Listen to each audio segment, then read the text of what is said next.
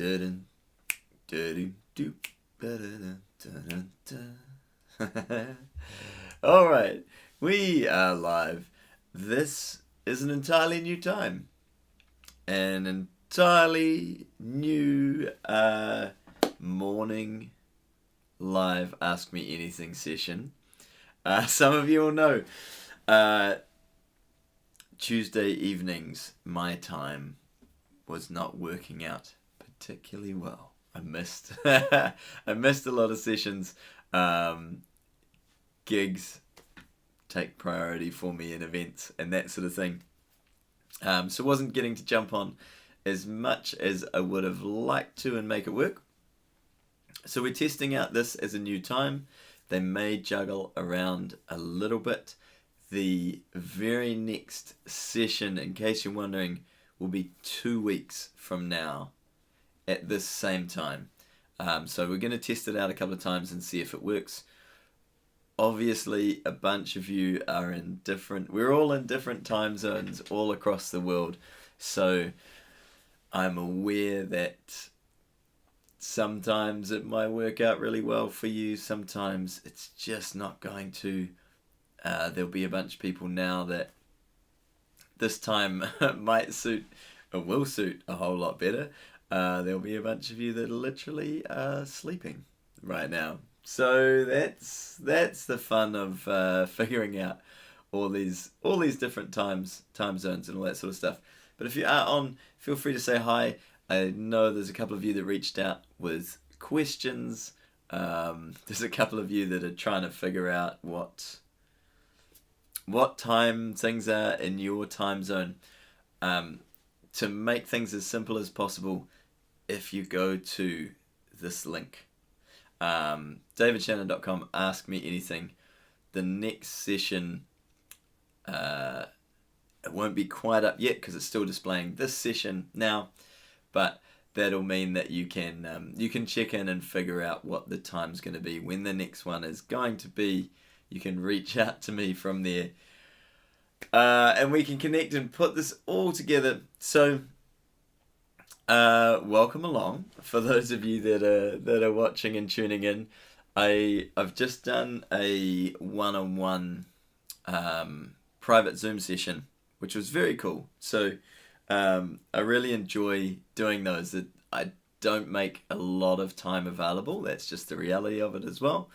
But I really do enjoy those when they happen, when they can. Hey Robert, welcome along. Midnight in Cape Town. Nice. I feel like this will be for all the people that are like me that stay up till ridiculous hours. Good to see you, man. I hope things are going well.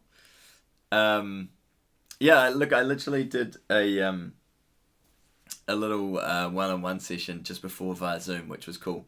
And we were talking about some of the things in this session as well. A little bit different, but some things cross over. And that's just about loop layers. So, how many, I guess for today's discussion, I'll start it off, but how many layers are the right amount of layers? What if I've got guitar, bass, a rhythm track, like what else can I put in? How do I create a few different layers? Who knows? Angus, welcome along. Finally not waking in Canada to find a notification. Oh yeah, welcome along. So this is a new time. We're going to test out partly because it was becoming a challenge for me, the Tuesday evenings, my time. So this is Tuesday morning, New Zealand time. I am awake, I promise. I've had 2 coffees already, so I think we're good. But welcome along. And if you've got live questions, feel free to put them in, and we'll chat, we'll play with a few things. Otherwise, I thought it'd be fun to do a few experiments, and one of those things is, there's a great, when people talk about setting their levels and getting a good mix, I often find, and maybe we'll link it below this once this video comes out, but there's a good video from Carl Wachner where he talks through his looping setup from, it's a good few years ago now, but he talks about his setting the levels and like turning up your PA, playing through everything, looping, and being like, do parts just stick out? Do they do they do they blend well? Do they work? Or is one part like suddenly, you know, when you listen back and there's a lead part, you're just like, okay, that's too loud. Sounds good when I'm playing because I'm really into it, but when I listen back, that is just way too loud. And so one of the experiments I thought might be worth doing. Oh, let me just delete a few things and grab a guitar. Is just enough layers to challenge self and impress the looper audience without boring the non-loopers. Very well put. Very well put, Angus. One of the things I like to do, and I do see it a bunch of times, but not as often as I expect. And maybe that's gear restrictions. You know, if you're looping guitar and voice on the RC300, I did or a lot of different loopers. A lot of different loopers, you have to be a little bit smart maybe about what you record.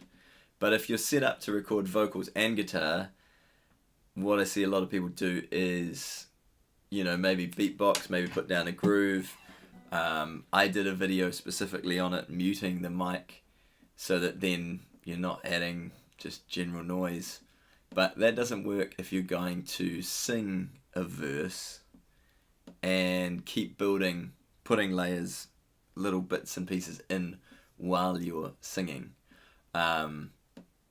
So you need another way around that, because I like building things and putting things in later in the mix while I'm actually singing a verse or a chorus. I'll play a little guitar riff or something.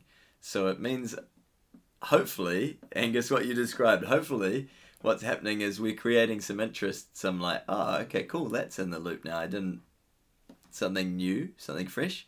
But I'm not just putting all those parts in right at the start, so you get like a 7-minute intro of being like, okay, here's this part, here's this part, here's this part. So anyway, yeah, we were talking about some of this morning. So, curiosity for all of you. This is an experiment you can play with. We're gonna. Are we gonna? Yeah, we'll do it now. Cheers, Angus. Yeah, to be honest, I forget. I'm busy. You know, this is what we normally see, and this is snuggled nicely against me.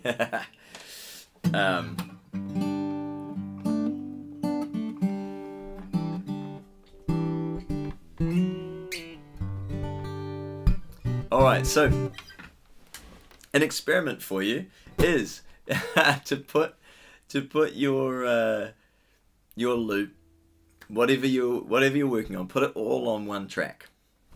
Just a little experiment for yourself. You may have to extend certain lengths if you're used to just putting, that's your groove, like one bar.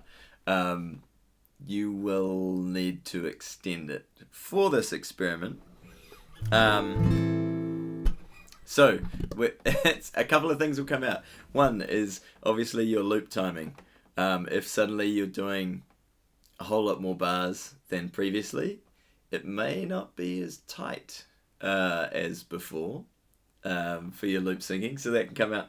But also putting everything on one track, you don't have the option to mix or adjust anything, so you're literally stuck with your levels if the volume of things are not a match, and then you're stuck with any effects that are on. If you've got a delay or an overdrive that's, let's say we've cranked up the gain too much, you're going to hear it when it comes back through. So let's do this as a bit of an experiment, and we'll put a bunch of different layers in. What should we use? I might use the little John Mayer. So I have to think through this and get. I'm curious to watch this back too, and see what we get, because as much as I make videos, I'm literally the same as all of you, of creating and tweaking and being like, oh, actually, here's a new idea or something I hadn't thought of. So let's see what we get. And I might start with just the guitar first.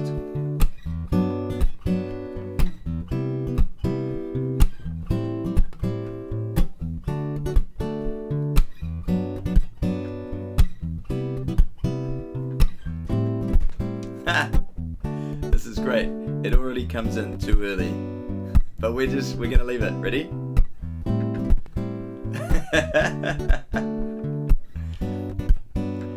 This is the fun of doing things differently than normal.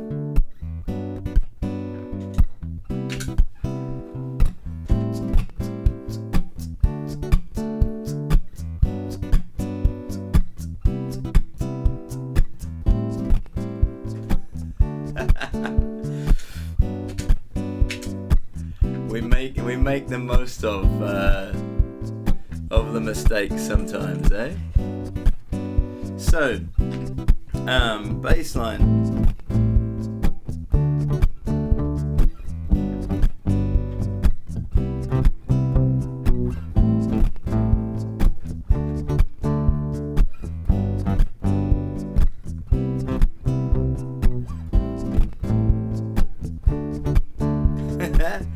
Again, very interesting when you've got something that's not in time to start with, trying to play through it.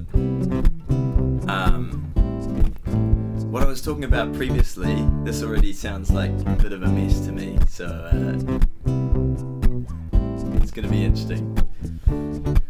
What I'll often do is sing as I play, add in this.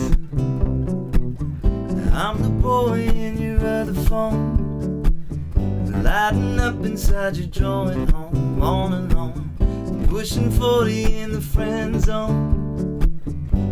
We talk and then you walk away every day. Oh, you don't think twice about me, and maybe you're right to doubt me, but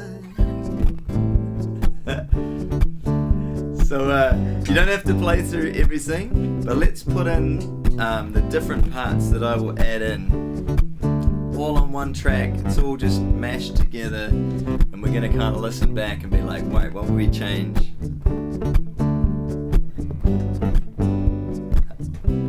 If I play the right parts as well, eh?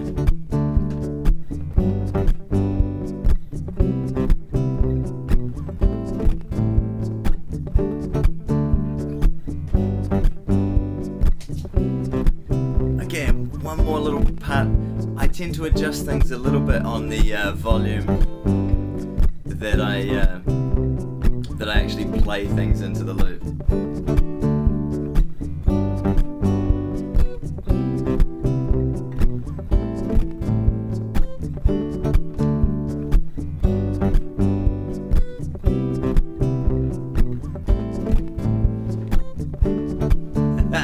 So, if that's the basics of all my parts, okay, the timing is out. We started with that loop where I'm sitting here like hastily jumped into the loop, so it's all going to be out.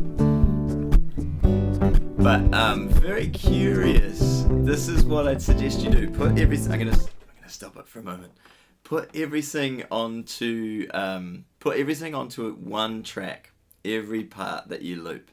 It's a great way to actually hear your mix, and it makes it worse It makes it worse. That's part of what we're doing. Welcome along, everyone. By the way, Rice, Mark, John, nice to see you here. New time, different time, doing something a little bit different by doing a morning session. So if you've got questions, feel free to put them in the chat. If you just want to say hey and connect, feel free to say hi and we'll chat in the chat as well. Literally, this is what I'm going through is something that I recommend doing, and quite happy to make a little bit of a mess of it live, doing this as an experiment, maybe starting with something that you don't normally start with, and maybe changing the lengths of things so they all end up on just one track, one loop, and then listening for, so you've got no option to adjust anything afterwards, right? Listening for, like, is it balanced? Does the bass come through too much? Or does with the bass settings, one thing I became aware of recently is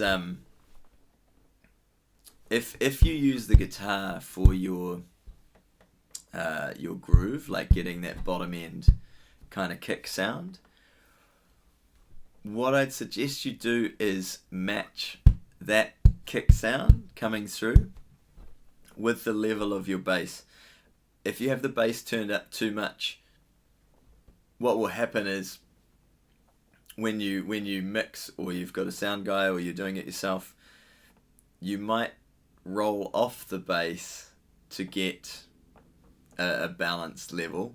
But what happens is you're maybe then getting a good balance of the octave,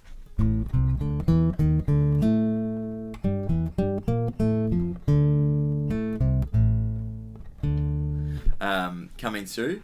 But if that's too much compared to this kick sound, suddenly again your mix, you're like, you've kind of lost your drummer a little bit by adjusting it afterwards. Rice, I'm a piano player, but I catch a bit of your idea to looping. Perfect. Do you loop as well with piano / keyboard, perhaps? Curious. So let's go back. I'm curious, for those of you that are on, feel free to just comment. What do you? Does it sound balanced? Does it not? Would you like more of anything in the mix? That's really the goal, and you want to listen back while you're not playing, if that makes sense. When you're playing a part, when you're in it, it's very hard to listen and hear clearly what might be missing or what there's too much of. The other thing I suggest is play it back through, if you have the option, through headphones, through your PA, through different speakers, and go and stand where you would listening as an audience member. So here's our messy loop all on one thing. I started with guitar, rather than doing 1 or 2 bars of a rhythm on a separate track, which means that's locked in really nicely. That's what I'm used to. I'm not used to doing this. If you go back and watch, if you missed it, the guitar, I kicked in early, so the whole loop, nothing's actually going to lock in nicely in time. And then you're kind of stuck with trying to find the balance of making it flow, even though it's literally the first loop is recorded not with good timing. So here we go.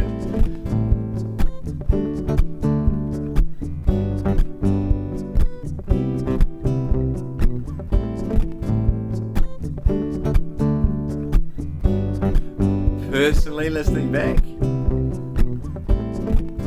I feel like it is a bit bass heavy.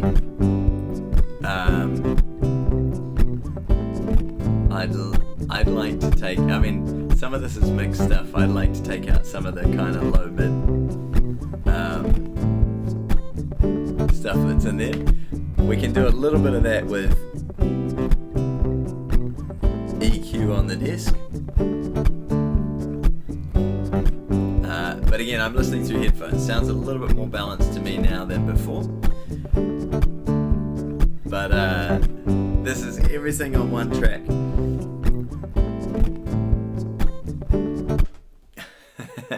So, I highly recommend that as a way of just checking your mix, seeing what's going on. All of these things, anytime you do some sort of new experiment, me included, I learn something, I get some different feedback. Even just the fact of going, what does it actually require to put everything on one loop? Are they all the same length of time? Am I compensating for something with doing shorter, longer loops, starting with something different? Maybe. So a good example of this, actually, exactly what's happened.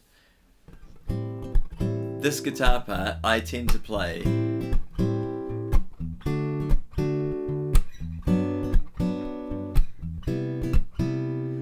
when I started doing this song, I would play that a lot. Now that I'm looping the song, I only ever play it maybe twice through. That's it. So there's no practice time on that part. There's no like feeling really locked into a groove. Whereas if you're not looping, I would be playing the guitar part, whatever it is, on repeat, getting locked in. So it's like, maybe I need to go and spend some time playing each of those parts on repeat over and over and over, just to really feel and get them locked in nice and tight. So that it doesn't matter which part I start with, if I'm looping, they should all be nicely in the groove. So, Angus, I think he previously noted different problems in a smaller room. Yeah, like a coffee shop versus a bigger room. Absolutely. It's Devane. Hey brother, nice to see you. Thank you. Yeah, Angus, look, it's always an interesting one if you're in a room where the natural guitar sound makes up part of what people are hearing in the room. If you have a PA on a low volume, definitely. Once you reach a certain PA volume, your natural acoustic sound is not going to count for a lot. So it can change what you want to do with the mix and the levels. So that's experiment 1. The next one I thought we'd walk through. Again, if you have questions, feel free to put them in. We'll jump into some of the questions. The other thing, in fact, let's use the same tune and do it a little bit differently. But this time, in terms of thinking about your dynamics, I have 3. I'm using the RC300 still, for those that are curious. So I have 3 loop track options. And one of the things I like to play around with is what combinations of things can I put on different tracks that might make an interesting breakdown. So let's say I just put this riff that just repeats over the chords with the bass, for example. Now I'm gonna have a we'll build up some of the tracks and we'll put them on separate, rather than everything together. We'll put them on separate spaces. So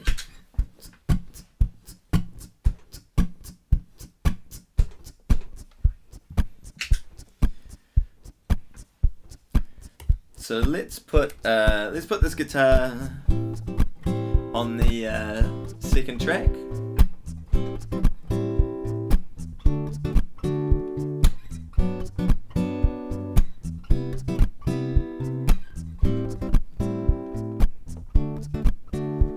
Normally I would add bass into that, I would add this rhythm all on the same thing, but let's, for some creativity, some curious ideas of what might happen dynamic wise, let's put the bass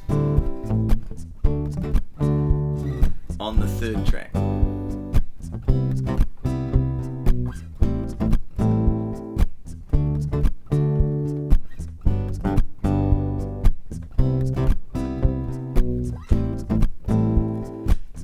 And we'll add to it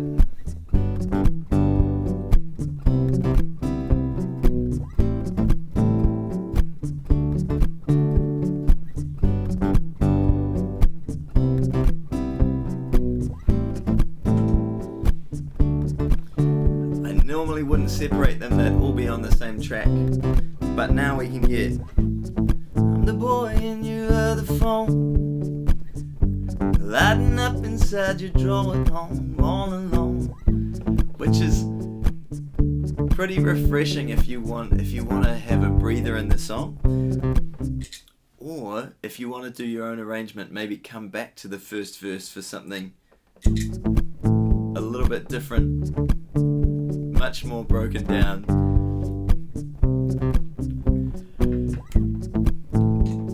I could have as well added, I've recorded a short rhythm track, but we could have recorded that rhythm on track 1 to be the whole length of the loop, and then perhaps put that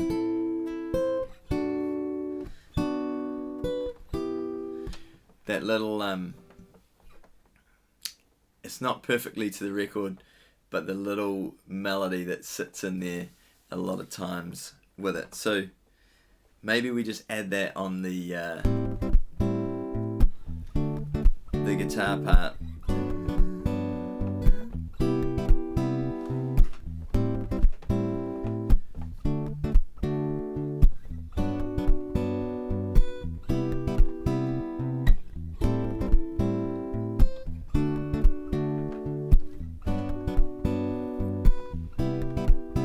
Again, we get a little bit of a breakdown with this. I'm the boy and you are the phone, lighting up inside your drawer at home all alone, pushing 40 in the friend zone. We talk and then you walk away every day. Oh, you don't think twice about me, and maybe you're right to doubt me, but at this point as well, I can bring in anything. So this could be a nice way to do this tune, and literally means that I can add things in, I can build it up, but it just means I can have some breakdown sections where the volume doesn't just. This is like the typical looping journey. I'm not sure which way this is going to show up for you on the screen, but the typical looping journey is like nothing. We build a part, we add another part, we add another part, we add another part. Great sound. Yeah, we've got a nice full sound now, and just goes full sound, full sound, full sound, end of song. So it's really nice if we separate out some parts to be able to have, yep, cool, we're building things up, we're creating, and then we've got this nice full sound, but ooh, how tasty is it if we go back to maybe just this. And one of the other things I've been doing, I use this sample pad, which apparently has no sound for us this morning. Nothing going on. So I'll do it, seeing as we're in a nice quiet environment, I will do it with some snaps. I like adding snaps, could be a strings slap, like essentially a snare, often to a whole loop section. So I've got Track 1 is a nice tight little rhythm. Track 2 is now 2 guitar parts layered together. That's our rhythm at the start, track 1. And track 3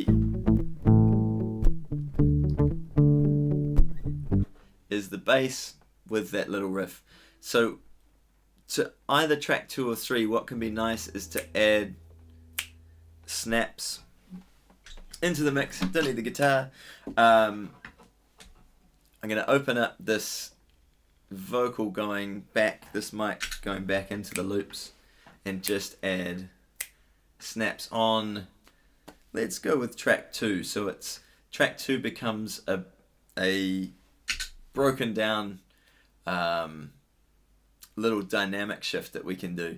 We lose the bass, we lose the bottom end, the full groove, but we keep a little bit of rhythm happening. So, and just gonna record on track 2 that I don't know how well you'll hear these, but we'll see.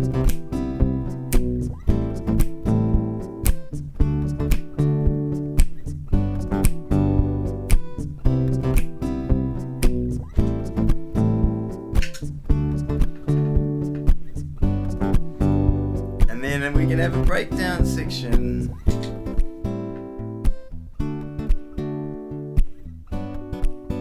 Okay. They're a little bit light with also a lot of reverb coming through. But there we go. I have a dodgy cable. That's why now we have official snaps. So what I would do, this will just illustrate the point a little bit better.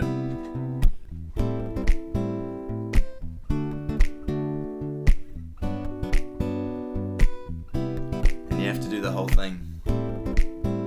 The whole loop. You can't just do one bar now. But it means that that snap is actually on that track, so I get a pared down, a kind of relaxed version where it still feels like there's a groove going. It's not a total dropout. Nice way to create some dynamics. Then we can bring the whole thing back in.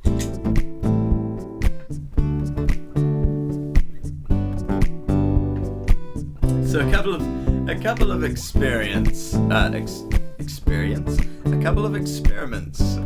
for you to maybe play around with your loops and see what's happening. JD, hey brother, how's it going? Dallas, oh yeah. I feel like I should know your name now, you know, so we can actually say hi. Yeah, look, totally different time for the session today.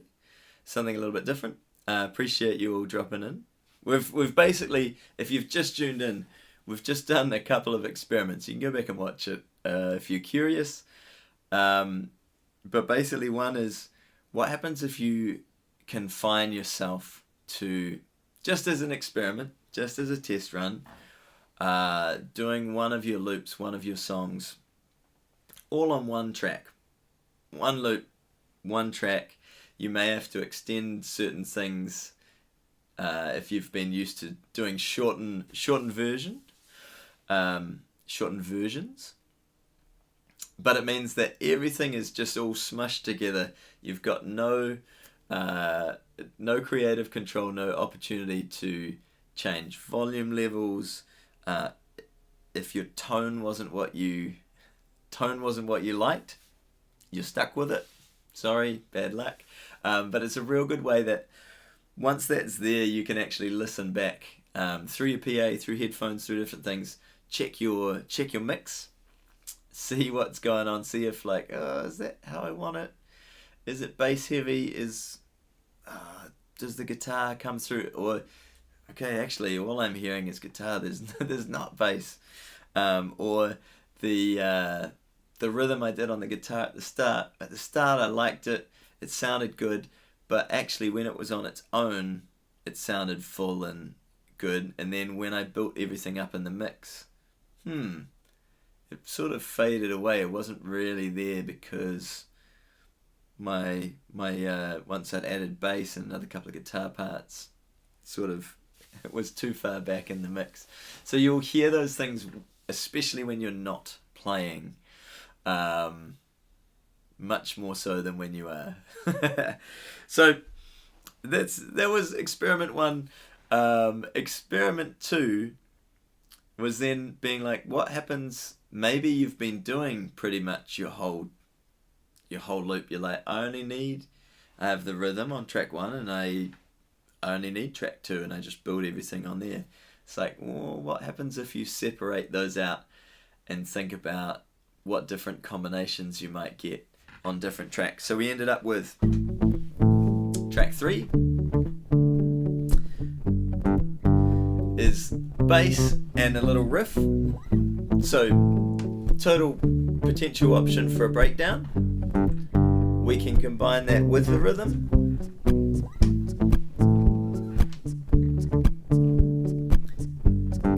Much more relaxed. In fact, this could be a nice way to come back in if I wanted to do some soloing, some improv at the end of the song.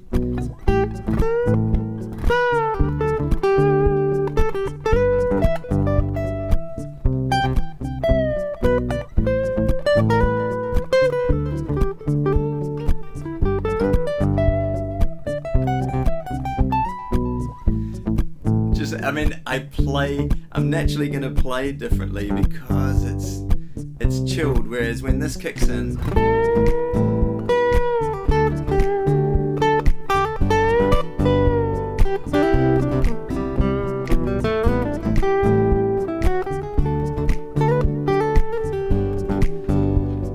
I'm gonna play, and this is just me, but naturally I'm gonna play lead differently because I'm hearing a different sound to then play along with. So a few little ideas.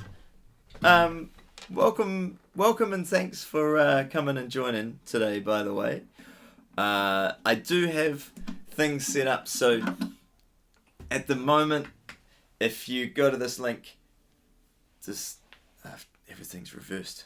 If you go to this link, it will still show today's session. The next one that I'll be live will be this same time in 2 weeks. And that will go up. This page will get this. I keep pointing different ways. We'll get refreshed with what we're going to cover, with a link and the timing. So from time to time it will change, but you'll be able to actually check out now when the next session is that I'm on live. And you can drop me a message from that page as well if there's something in particular you're like, hey, I'd love you to cover this.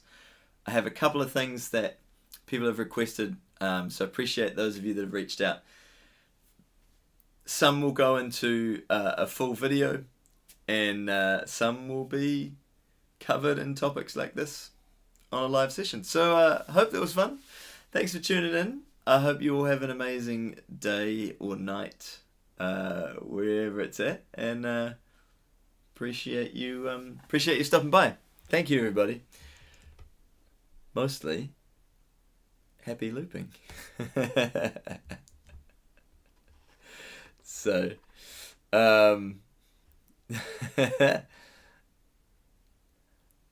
Sean, hi Dave. Hi Sean, we're literally wrapping up, so